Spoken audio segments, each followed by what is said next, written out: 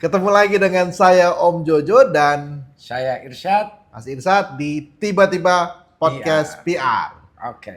Ngobrolin apa kita hari ini, Mas Ini Irsad? kayaknya kemarin lagi rame soal ini nih Om. Lagi-lagi presiden dijulitin sama netizen. Iya ya. Gara-garanya dia Emang dituduh netizen kita julid banget, ya, parah ya. parah. Apa aja digosipin gitu kan. Tapi memang menarik sih buat dibahas. Apalagi di podcast PR ini ya. Gara-garanya penyebabnya itu presiden dituding melakukan wawancara settingan. Pura-pura Tarik nih. doorstop. Pura-pura Di istana. doorstop ya, bukan pura-pura podcast PR ya. Pura-pura doorstop ini. Iya, pura-pura Oke, doorstop. oke. Nah, itu Menarik. di tengah tekanan masyarakat waktu itu ya, yang lagi demo-demo pasca putusan MK yang kemudian diikuti oleh rencana perubahan aturan pilkada gitu kan. Nah, di tengah situasi itu setelahnya sih beberapa hari kemudian itu Jokowi kan seperti biasa ya kalau ada yang peristiwa-peristiwa besar itu sebisa mungkin nggak ada di Jakarta. Seandainya ada di Jakarta juga ya janganlah di doorstop gitu kan, karena situasinya memang nggak kurang menguntungkan saat itu. Nah, inilah di tengah situasi yang seperti ini muncul kabar. Ini kabar ini juga tadinya kita nggak ngeh, tapi dari teman-temannya liputan di sana yang ngebocorin bahwa Jokowi ini ngapain sih bikin wawancara, tapi wawancaranya di set up seolah-olah doorstop, padahal itu yang melakukan yang bertanya saat itu ya orang-orang biro pers. Oke. Banyak mikrofon, tapi mikrofonnya itu nggak ada yang dari TV seperti yang sering kita lihat gitu. Ya. Saya tahunya justru dari Kompas tuh, berita Kompas. Salah satu yang juga. Baru saya ngeh, oh iya ya, ternyata baru saya buka YouTube-nya, ternyata iya. Iya. Kalau teman-teman istana, wartawan istana memang udah tahu lebih dulu malah ya. Kan nih Mas Irsad ini, for your info teman-teman, beliau juga dulu sempat lama di istana ya. Sempat lama di istana. Tapi juga sama seperti orang awam yang lain, kita juga nggak tahu waktu itu terjadi. Tapi sama seperti Om Jojo juga, malah taunya dari berita juga awal. Saya ikut media sosial ya. Saya ikut di Twitter, saya lumayan sering mantau Twitter, taunya awalnya di situ. Habis itu saya cross check, oh iya. Cross check ke teman-teman istana ya. Iya. Teman istana. Tanya ke teman, oh iya benar.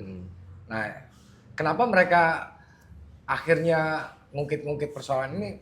Intinya saat itu ya beberapa teman yang lagi liputan itu sebelah. Mereka udah standby dari pagi kan, dia tahu ada Jokowi gitu kan, siapa tahu dia bisa doorstop, dan ternyata dia nggak dapat doorstop, tapi tiba-tiba lagi beritanya ada. Dan seolah-olah itu doorstop. Ya marah lah, saya kalau jadi wartawan juga pasti saya paling nggak saya cerita ke orang banyak lah. Ini gimana sih kita yang standby di situ dapat kesempatan wawancara enggak, tapi seolah-olah itu presiden di doorstop gitu ya. Wajar lah, kesel kan. Tapi itu sebenarnya sebuah hal yang lumrah nggak sih di teman-teman, artinya ada settingan gitu, doorstop settingan di masa presidensial sebelumnya, apakah pernah ada nggak?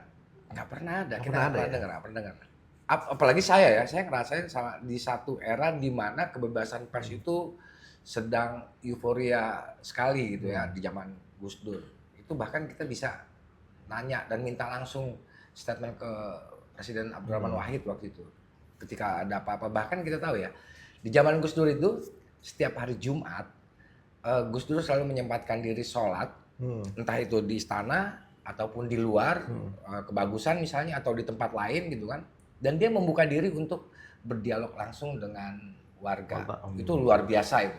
Dan saya ada di era itu. Kemudian masuk ke era SBY, situasinya berubah. SBY itu lebih habis Gus Dur Megawati dulu ya.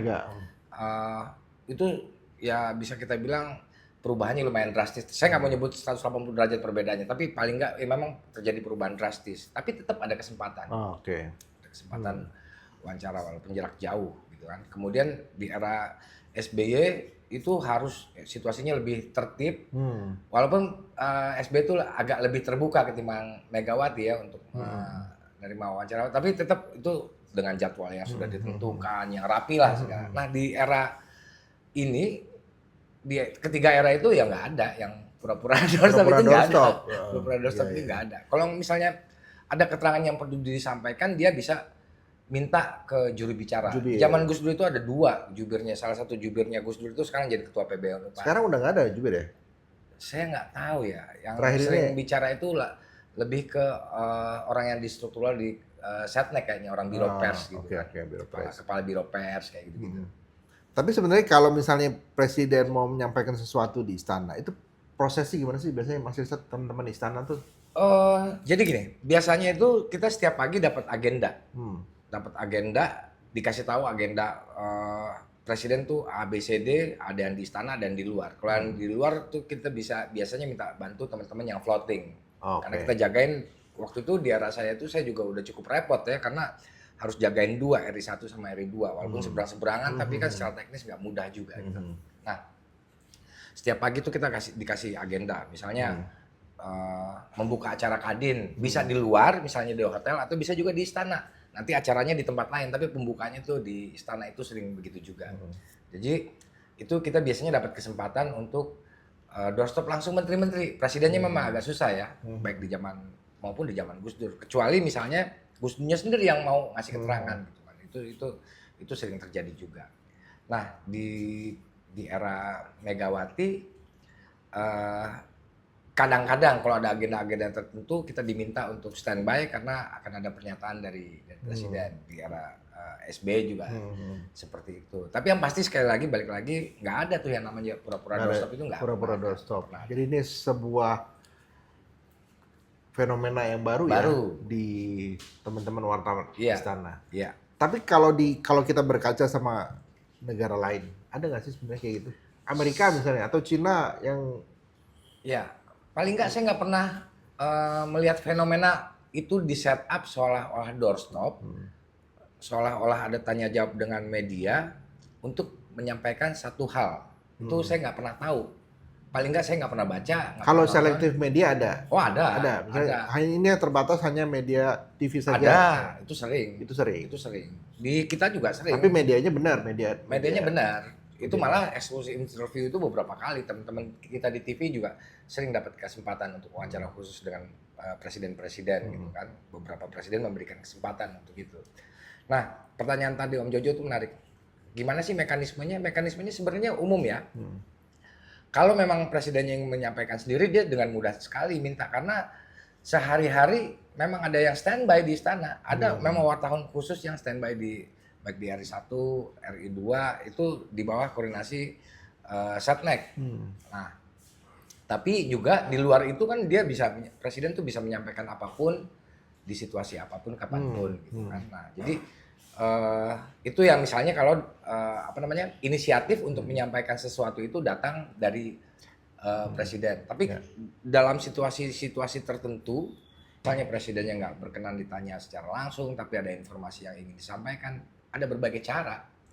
Tadi yang pertama lewat jubir, yang kedua ya dia bisa menyampaikan lewat siaran pers. Ya, keluarin siaran pers saja ya, tanpa harus ada tanya jawab. Ya.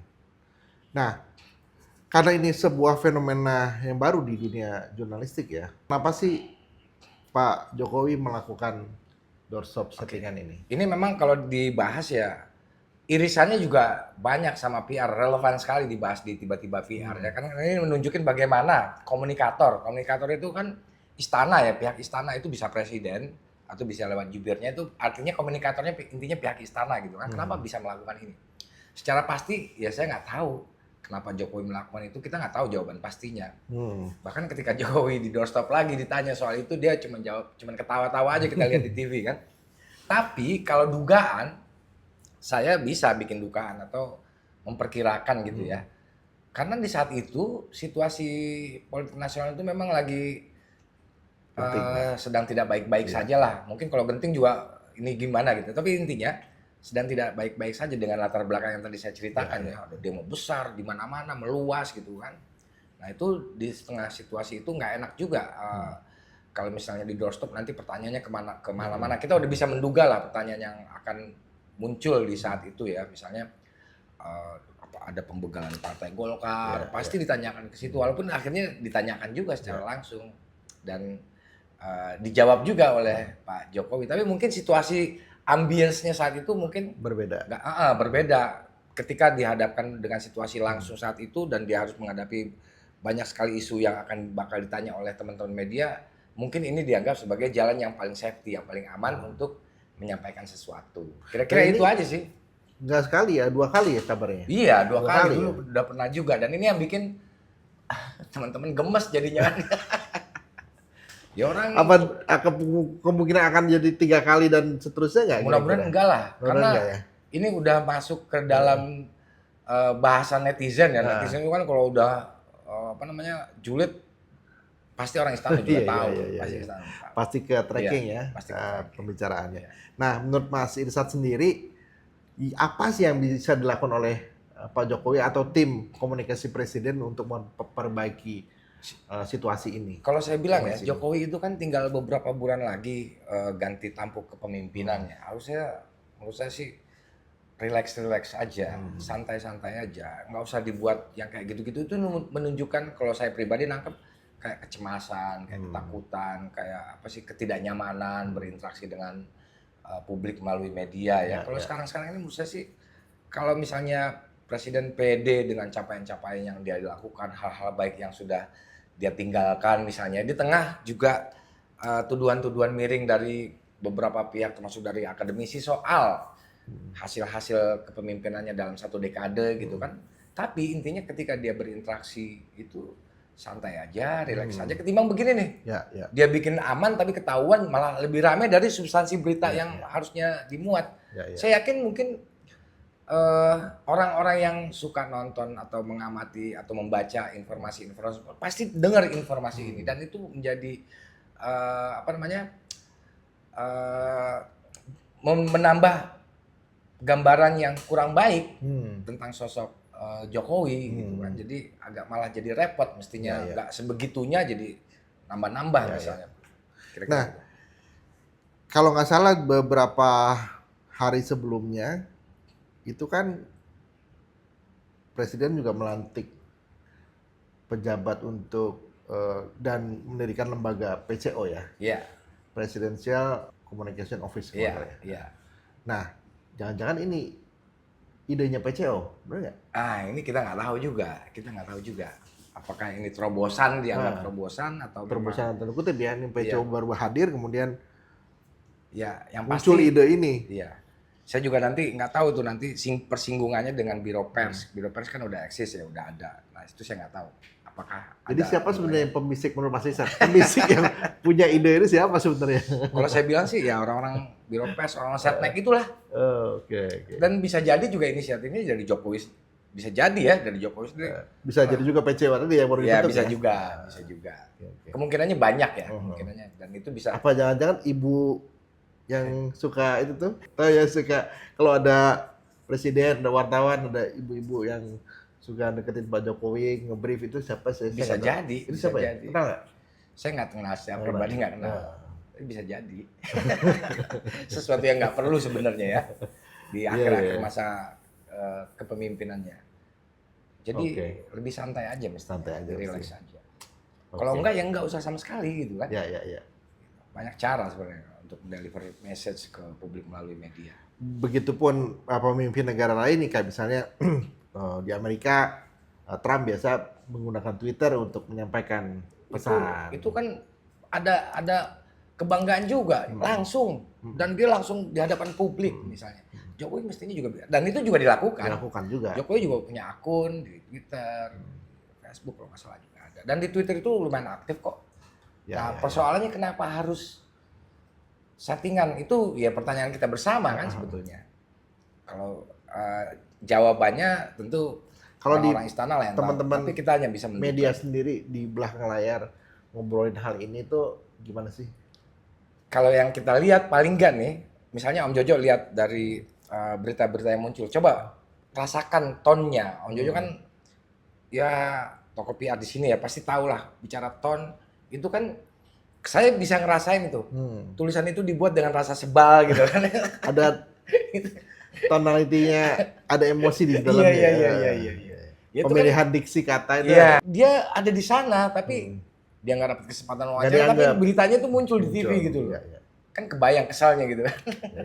Nah itulah mungkin yang Saya yakin ya itu yang dirasakan teman-teman kebanyakan. Iya.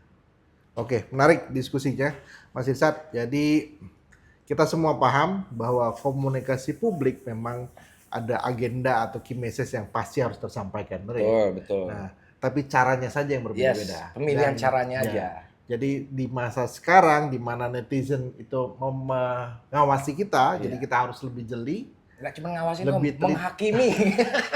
Lebih jeli, lebih teliti ya di era sekarang dan juga lebih wise, lebih bijaksana kali ya. Bagaimana memilih medium ketika kita menyampaikan pesan itu. Om Jojo sering-sering ke istana lah, biar kali-kali aja mereka butuh bantuan gitu.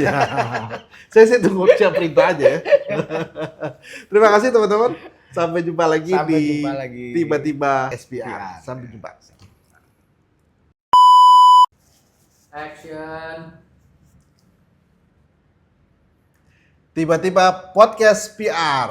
Oke. Ketemu lagi dengan saya Om Jojo dan saya Irsyad Hadi. Mas Irsyad. Dan Sorry dulu, Irsyad Hadi lu nggak bilang harus pendek aja, sorry.